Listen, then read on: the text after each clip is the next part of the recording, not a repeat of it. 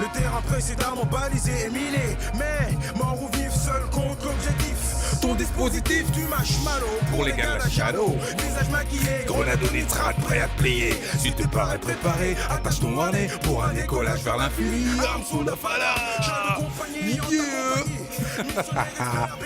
On dit quoi, Doom? Bah ça va, comme d'habitude, tranquille. Tranquillement? Ouais, pépère. Ah, tu m'as l'air un peu mouveau aujourd'hui. Bah là, je sais pas, le soleil commence à baisser, et puis la voix commence à monter. Ah On est oui, parti. moi aussi, j'avoue, j'ai eu un petit coup de mou cette semaine.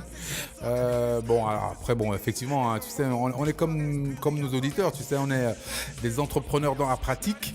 On n'est pas encore arrivé, on est sur le chemin, on milite, on lutte, c'est dur, c'est hardcore.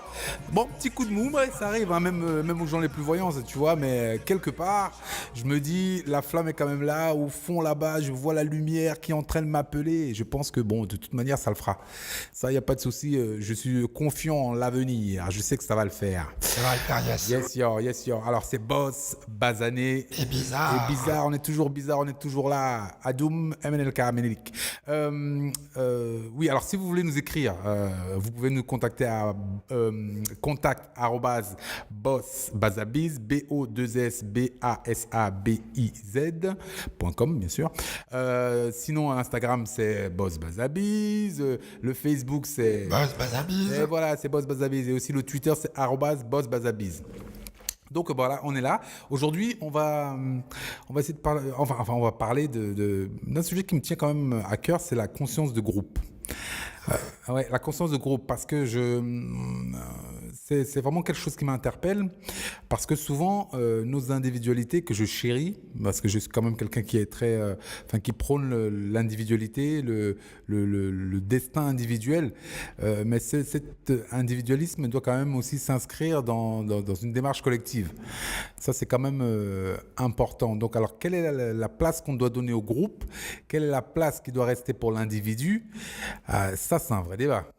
Bah oui, là, t'as lancé un sujet qui est lourd, là, dis donc. Oui, enfin, je pense que c'est important parce que tu sais, les Basanés ont souvent été fustigés de communautarisme.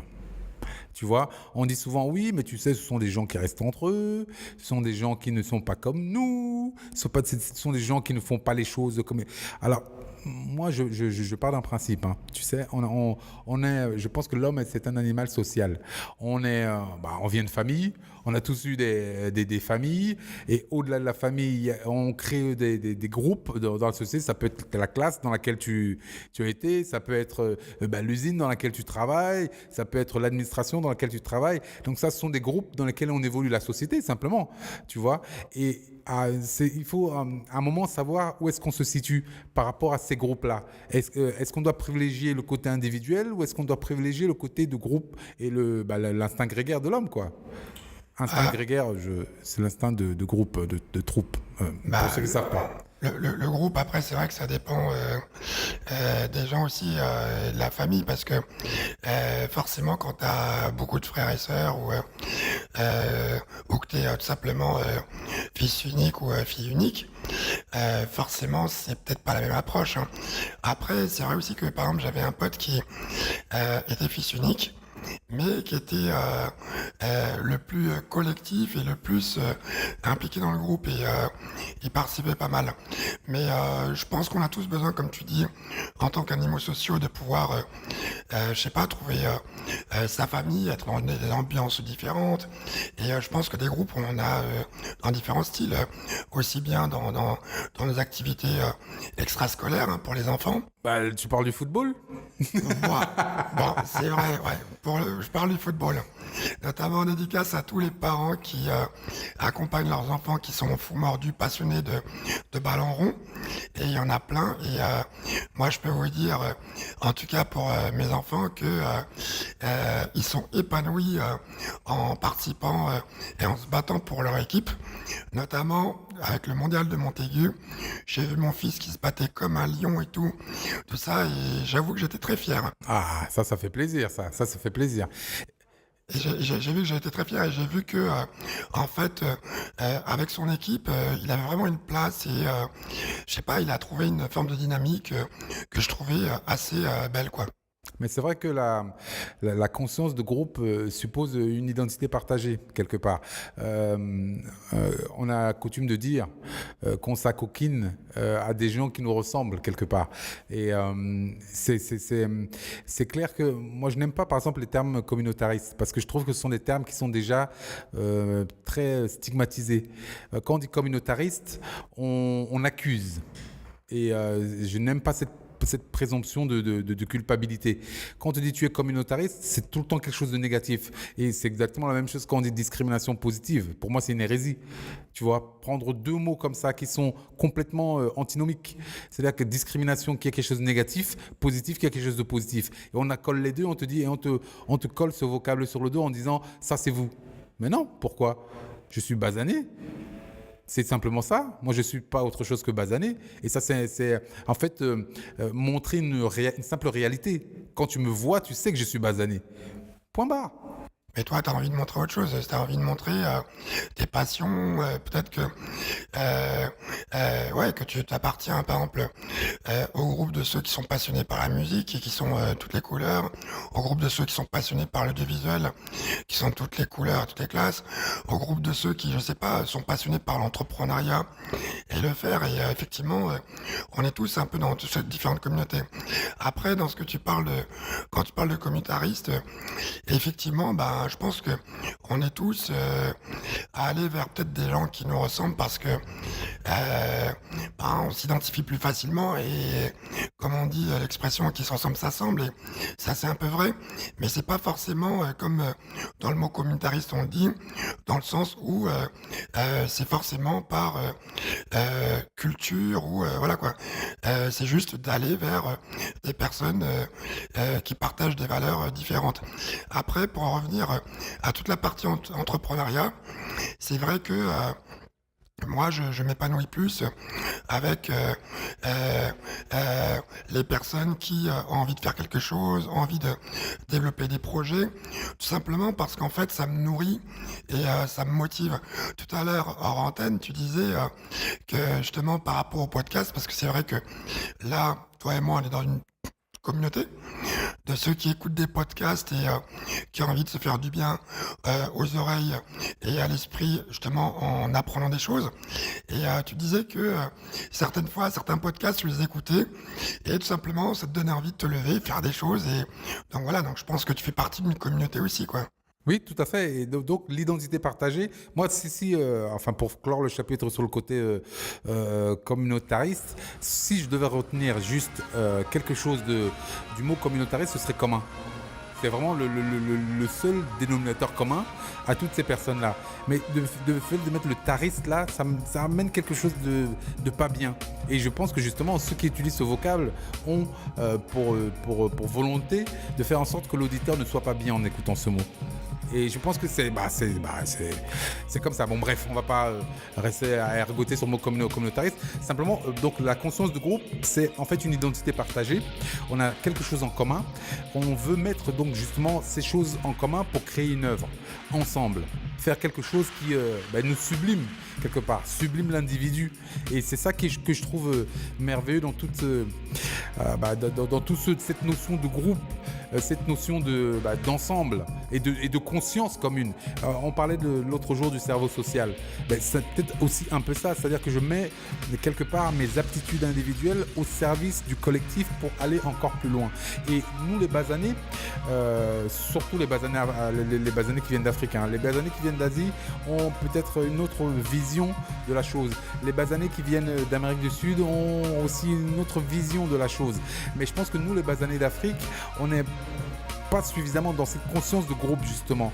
Et on n'est pas suffisamment dans cette envie de partage qui fait que on pourrait aller beaucoup plus loin, on pourrait faire beaucoup plus de choses et on pourrait se dispenser de bien des peines sur la route parce que c'est pas facile, c'est âpre, c'est difficile. Mais dès le début, nous quand les premiers basanés se sont levés en Afrique pour partir à la conquête du monde, c'est un groupe. Si c'était un individu seul, ça aurait été compliqué de le faire. Ah, bien sûr. Bah, déjà, tu peux mourir en chemin et puis qu'est-ce que l'homme, encore une fois, l'être humain aurait pu faire, tu vois. À chaque fois, je redis ça, mais quelle personne a la prétention et la folie de penser qu'elle est assez forte pour pouvoir faire une chose toute seule? Même le plus gros entrepreneur, même le président de la République, pardon, monsieur, même le plus grand PDG ou la plus grande chanteuse, toutes ces personnes-là ont forcément accompli des choses parce qu'ils étaient en interaction avec d'autres personnes qui les ont accompagnés, qui les ont aidés à se porter au nu, quoi, tu vois. Après, concernant justement, allez, on va dire l'Afrique, hein, donc moi je vais parler par exemple du Tchad. Par rapport à l'Afrique, on a, je pense, beaucoup de personnes qui font des très très belles choses et où justement ils sont vraiment hyper solidaires et ils font des choses qui m'impressionnent et dont je m'inspire. Mais en même temps, t'as un peu l'impression que les personnes qu'on voit le plus, c'est ceux qui en font le moins et qui sont le moins pour le bien commun, en fait, tu vois. C'est d'une certaine manière ceux qui monopolisent une certaine vision des choses. Et c'est vrai qu'à un moment donné, si tu prends les Tchadiens et que tu prends les Africains et que à un moment donné chacun se pose la première question, à savoir de tiens, avec cette personne, qu'est-ce que je pourrais essayer de construire? Bah, je pense qu'on pourrait faire des choses intéressantes. Et il me semble que c'est en train de bouger, parce que j'ai entendu parler d'espace économique africain, où justement on va un peu pousser les pays africains à collaborer, parce qu'il y a certaines choses qui sont consommées de d'autres continents, et donc ça commence à bouger, et même sur une notion peut-être de monnaie commune, ou peut-être des notions juste peut-être d'échange de technologie ou de bonnes méthodes, parce que dans chacun des pays limitrophes, il y a quand même des belles initiatives et des choses qui se font, quoi, tu vois. Donc moi, je pense que il faudrait vraiment que chacun puisse pousser à collaborer et puis essayer de voir ce qu'il pourrait apprendre ou apporter à son prochain, quoi. Je pense que tu as tout à fait raison. Mais et tout à l'heure, tu as parlé d'individualité et du fait qu'on ne voyait parfois que des gens mauvais, entre guillemets, au lieu de voir l'entièreté du groupe. Mais bon, ce qu'il ne faut pas oublier, c'est qu'effectivement, dans tout groupe, il y a forcément des individus qui se détachent de ce groupe-là. Et donc, le groupe n'est que la somme de ces individus. Et il faut à la fois que le groupe ait une destinée, et quelque part aussi que l'individu ait sa propre destinée et que la somme des destinées des différents individus fasse justement cette volonté de groupe qui parfois fait défaut en Afrique, parce qu'aussi on est toujours sur le court terme. Bon, alors ça c'est un autre débat. Mais en fait, moi, je reste sur la production même du groupe. C'est-à-dire que la conscience de groupe fait qu'on travaille ensemble et qu'on produit quelque chose. Et c'est souvent, moi, ce produit qui me fait défaut chez certains basanés. C'est-à-dire que, alors, on peut parler des basanés africains. Moi, je parlerais des basanés de banlieue. Bah oui, tu vois, bon, même s'ils sont à majorité africains, je crois pas qu'il y ait d'incidence entre. Mais tu parles que des basanés ou tu parles aussi de toutes les couleurs de oui, alors parlons de toutes les couleurs de l'arc-en-ciel, honnêtement. Voilà. Et je trouve qu'il y a peu alors même au niveau humanitaire, voilà, on va parler de l'humanité en entier. Je trouve qu'il y a peu de prédestination à faire quelque chose ensemble.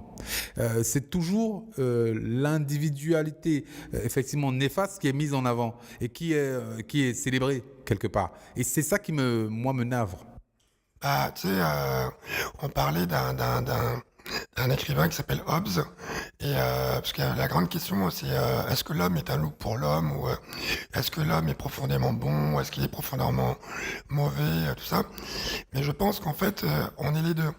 Alors c'est dommage parce que je me souviens pas du tout d'une histoire indienne, si tu t'en souviens un peu, qui dit un peu quelque chose comme ça, qu'en fait qu'on aurait en nous deux loups qui se battent l'un contre l'autre, et l'un qui justement voudrait faire émerger la partie la plus bonne de nous et l'autre la partie la plus néfaste. Je suis vraiment désolé, j'écorche beaucoup l'histoire, mais c'est un peu ce que j'ai compris. Et je pense que tous, autant qu'on est, on a les deux en nous. Parce que tout simplement, il y a aussi, même chez les psychologues, on dit que on peut tous évoluer de différents états, de la posture de la victime, la posture du sauveur ou la posture du bourreau. Et je pense que par rapport à ce que tu dis, il y a peut-être avoir été trop une victime et trop été mis dans des positions de victime, notamment dans des conditions compliquées qui peuvent être en banlieue, qui peuvent être en Afrique, en Asie ou je ne sais où d'autre.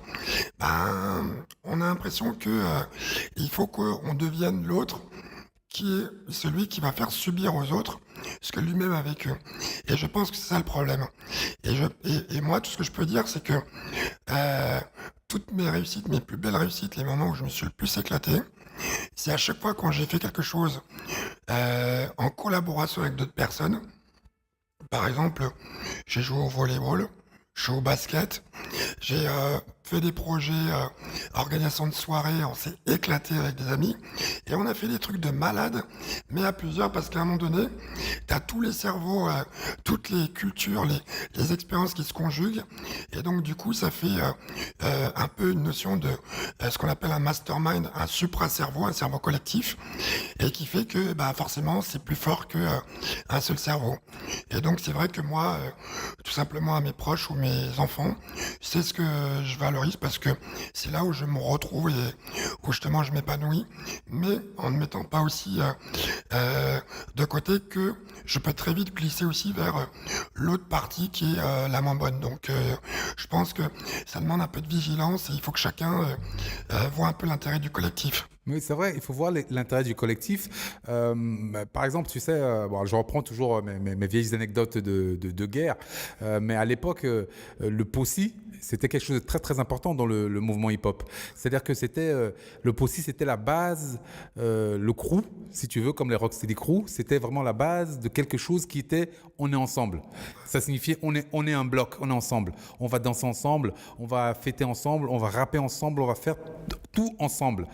Que ce soit en danse, que ce soit en graphe, que ce soit en rap, que ce soit en ce que vous voulez, on était ensemble, on était un. Et ça s'appelait même le mouvement, parce qu'on bougeait tous ensemble. Et on faisait tous la même chose ensemble. Et cette notion justement cette notion commune, je la retrouve peu.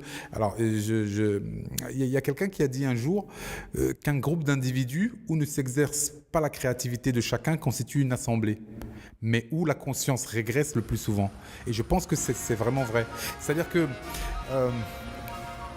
souvent, il y a des gens qui sont ensemble, mais ils n'ont pas chacun le voix au chapitre. Ils ne font pas chacun quelque chose pour aller plus loin et faire. Et ça, je trouve que c'est vraiment c'est primordial. Alors, on se retrouve donc dans des groupes le plus souvent improvisés. Imagine par exemple dans un stade, tu vois, c'est un groupe de personnes. Ils sont là, ils sont en train de crier, de faire les choses, etc., mais il n'y a pas vraiment de créativité commune. Tu vois, à part les chants par exemple, qui serait une créativité commune. T'es sûr qu'il n'y a pas de créativité? Non, il n'y a pas de créativité. Non, attends, mais il y en a qui inventent des chansons quand même. Non, mais justement, alors moi j'opposerais l'équipe de foot qui, elle, crée de manière...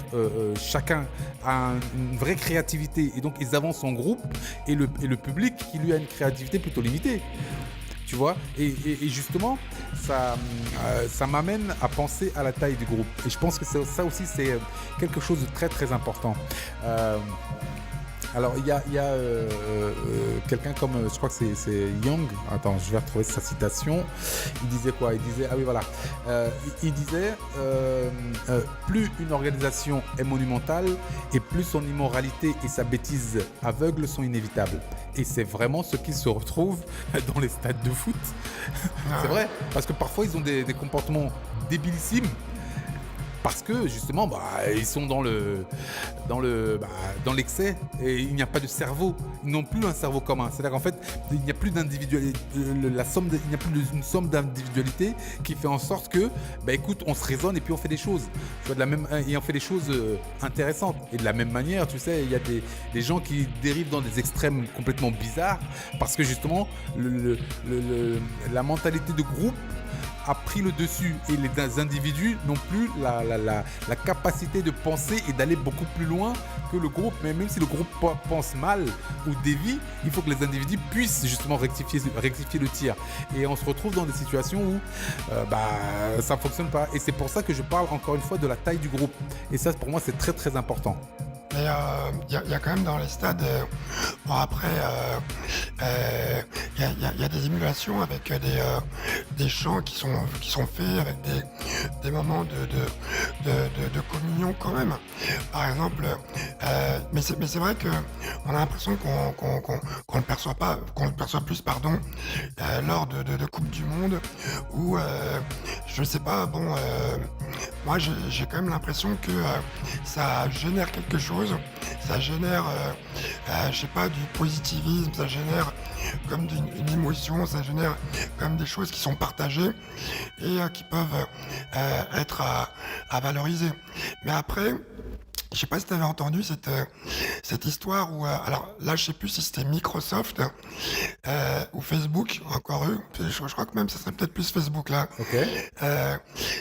qui en fait ont mis un algorithme, donc une intelligence artificielle, pour chatter sur Twitter, et très rapidement, là encore une fois, ils l'ont déconnecté parce que elle est devenue misogyne, raciste et totalement incontrôlable. Et pourquoi ? Parce qu'en fait, tu as l'impression que elle a essayé de comprendre le mode de communication de tout le monde. Et là où je te rejoins, c'est que effectivement, à un moment donné, il y a un effet d'entraînement. Qui fait que les gens, alors encore plus quand ils sont cachés derrière un ordinateur, donc qui sont qui sont cachés, qu'est-ce qu'ils font ? Tout simplement ils balancent des horreurs. Et tout simplement l'algorithme s'est inspiré de la culture générale et qui a fait que tout simplement les gens, l'algorithme sortait les choses les pires de l'être humain. Après il y avait aussi un clip vidéo où tu voyais des parents qui sortaient des insanités, des choses mais vraiment innommables face à leurs enfants. Et après tu voyais dans la vidéo l'enfant qui répétait ça. Donc je pense que tu vois globalement les gens n'ont plus appris à penser par eux-mêmes et à un moment donné on va au plus simple et surtout on n'essaie pas de s'enrichir justement avec des personnes qui peuvent t'apporter d'autres façons de voir les choses, quoi, tu vois. Après ça paraît peut-être radical ce qu'on dit. Non, mais de toute façon, il faut avoir un avis. On a un avis, il est celui-là, c'est tout. Mais effectivement, globalement, malheureusement, je pense que s'il y avait un groupe qui commençait à lyncher quelqu'un, je pense que la majorité du groupe serait en train de lyncher cette personne. Mais exactement comme, tu sais, les marchés en Afrique, là. Quand tu es en Afrique et que tu es au marché, quand quelqu'un crie au voleur, attention. Ouais. Attention pour le voleur. Ça, franchement, il est mort. Ouais. C'est-à-dire que tout le marché va se mettre à le courser et il est mort. Ouais, dans le c'est ça. sens littéral du terme. C'est ça, c'est exactement ça, ouais. Et après, ça, je pense que c'est dû à une discipline. Parce que tout à l'heure, tu sais, quand tu parlais des basanés un peu du monde entier, il y a une chose qui m'est venue et... Bon, après, c'est la musique, tu sais, mais que j'ai trouvé belle. La chose, c'est, t'as remarqué que quand il y a la période du carnaval, donc il y a les dômes, mais il y a aussi une bonne partie de l'Amérique du Sud, il me semble, qui est en période de carnaval. On parle souvent du Brésil, mais la plupart des pays d'Amérique du Sud, même la fête des morts, t'as vu, tu le vois dans les dômes, mais tu le vois au Mexique, voilà. Et donc, il y a des choses quand même que je trouve intéressantes parce que notamment en période de carnaval, je trouve qu'il y a cette émulation qui jaillit où justement les gens sont en communion, il y a de la joie qui sort, et je trouve que c'est extrêmement communicatif, quoi, tu vois. Non, mais c'est vrai. Eh ben, je pense que la notion de conscience de groupe est très importante. Et il est important pour vous qui nous écoutez, les boss basanés bizarres, que vous songiez à créer des groupes et des communautés de pensée. Et ça, c'est très, très, très important. Mais surtout, les membres de groupe doivent avoir... Bon, enfin, il faut déjà que ce soit un groupe d'une taille plutôt modeste pour pouvoir faire les choses. D'une part, pour que la communication fonctionne et qu'on puisse faire les choses. Mais d'autre part, il faut que les membres de ces groupes-là aient chacun une valeur différente. Et ça, c'est très important. C'est-à-dire qu'en fait, on ne peut pas faire un groupe où 15 personnes ont la même spécialité et font exactement la même chose. Ça va forcément amener à des dissensions, amener à des rivalités sur moi, je fais ça mieux que toi parce que nous, on fait la même chose. Et je prends l'exemple d'un film ou d'une série. Normalement, pour faire un film, il y a plein de corps de métiers différents qui se mettent en ordre de bataille pour réaliser un objectif commun qui est faire le film. Et ça, c'est très, très important. Et donc, en fait, ils ne se challengent pas puisque chacun a sa spécificité. Il y a le comptable, il y a le réalisateur, il y a l'acteur, il y a je ne sais qui d'autre sur le set. Et tout cela concourt en fait à faire quelque chose en commun et aller vers un but commun. Et je pense que tout, c'est un peu comme une entreprise. Il ne peut pas y avoir 15 patrons parce que c'est comme ma mère me disait, qui est le capitaine du bateau. Et il n'y a qu'un capitaine dans le bateau, il n'y en a pas 15. Et donc c'est très important qu'effectivement, il y ait une vraie direction, une vraie volonté d'aller quelque part. Et la conscience de groupe est très très importante. Mais je vous en prie, messieurs les boss basanés bizarres ou mesdames les boss basanés bizarres, les futurs maîtres de ce monde, il ne faut pas se laisser bouffer par ce groupe. Il faut vraiment être conscient de sa valeur, de ce qu'on apporte au groupe et de faire en sorte que toutes les individualités additionnées donnent une valeur supplémentaire. Et je pense que ça, c'est très, très, très important. Ouais, parce que tu sais, souvent on parle de notion de résonance et comme tu dis, il y a cette notion de complémentarité qui est importante. Moi, quand tu parlais, je pensais aux associations. Je sais pas si tu as entendu le nombre d'associations où il y a des gens qui se bouffent le nez, alors qu'à la base, l'association avait pour un but qui était louable, qui était soit de lutter contre la famine, soit d'aider un quartier à se développer. Et au bout d'un moment, il y a tout le temps ce côté de bouffage de nez, quoi, tu vois. Et je pense qu'effectivement, il faut créer des groupes de réflexion ou tout simplement de solidarité, tout simplement, on va dire ce mot-là, et où chacun est complémentaire, donc chacun apporte quelque chose au groupe, mais en même temps est une entité à lui-même, est une personne à part entière.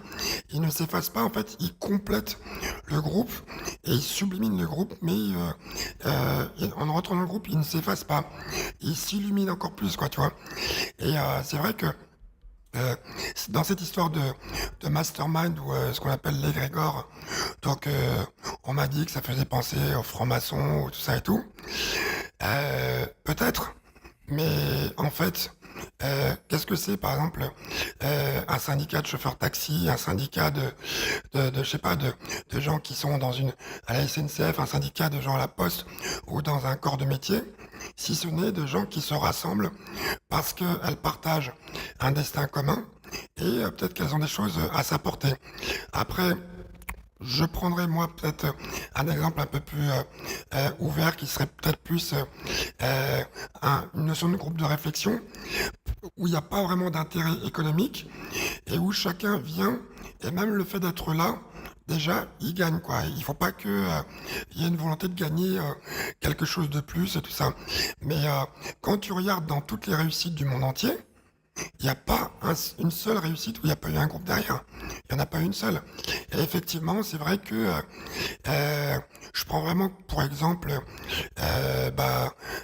certaines communautés, entre guillemets, asiatiques, je sais pas, indiennes, sud-américaines, cubaines, voilà, qui, à travers des associations, des événements, ne serait-ce que des soutiens pour des personnes qui ont vécu des décès, ils se soutiennent, ils se rassemblent et ils s'apportent mutuellement et ils grandissent ensemble, quoi, tu vois.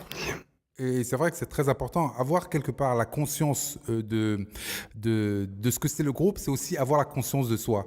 Et ça, c'est très important. Parce que souvent, on fustige les basanés en disant oui, ils sont communautaristes, oui, ils sont trop ensemble, oui, ils sont ceci, cela. Mais avoir cette notion de savoir que tu n'es pas seul, mais tu n'es pas seul parce que tu es seul aussi à être ce que tu es, c'est très important. Et je pense que il faut le cultiver, il faut le chérir. Et surtout, il faut trouver sa spécialité, trouver sa voie propre dans cette globalité, dans ce groupe qui nous transporte et qui nous donne une ouverture au monde et qui est notre carapace face au monde, justement. Parce que justement, nous avons des volontés individuelles pour faire les choses, mais c'est le groupe en lui-même qui va nous protéger et faire en sorte que nous soyons beaucoup, beaucoup plus forts.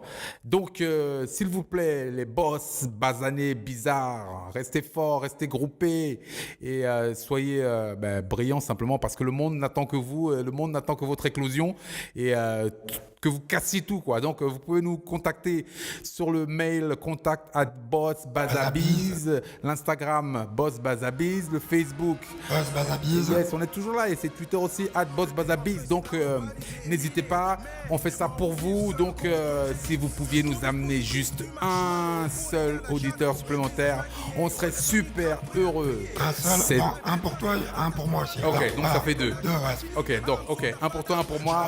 On est là pour vous. Donc, c'était Boss Bazané Bizarre. Meneli Kadoum. On est ensemble. C'est On est ça. ensemble. Yeah, yeah. Yeah, yeah.